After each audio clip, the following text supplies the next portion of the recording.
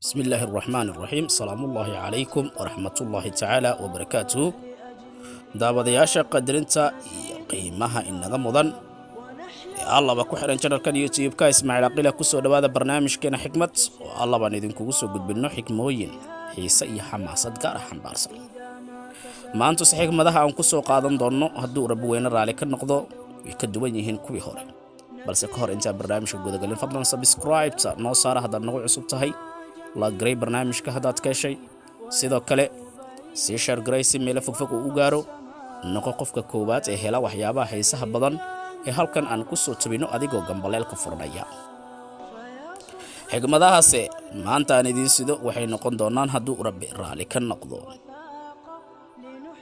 waxa tahay nolosheeda qofna kuma bedelan karo waana calaamadaha jaceelka dhabta ah waan iska aamusaa markaa maqlo wax dhaawacaya dareenkayga ha u murugoon hana u ilmoon qof ka dilay farxadaada nolosha intaas way ka badan tahay ka tag wax walba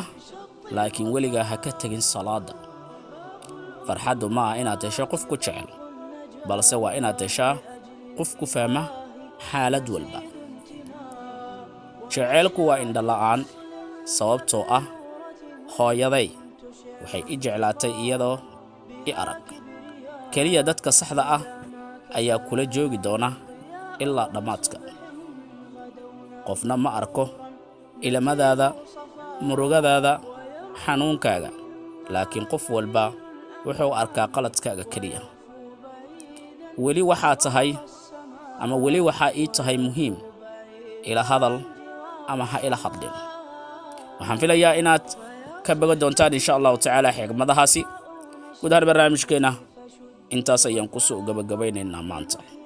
Allah waxa halkan idinkaga tabiya anigoo ah walaalkiin Ismaaciil Aqila halkaad ka daawanaysan waa channelkayga YouTube-ka Ismaaciil Aqila inta barnaamijka midkiisa xiga inuu ku kulmi doono wassalamu alaykum warahmatullahi ta'ala wa barakatuh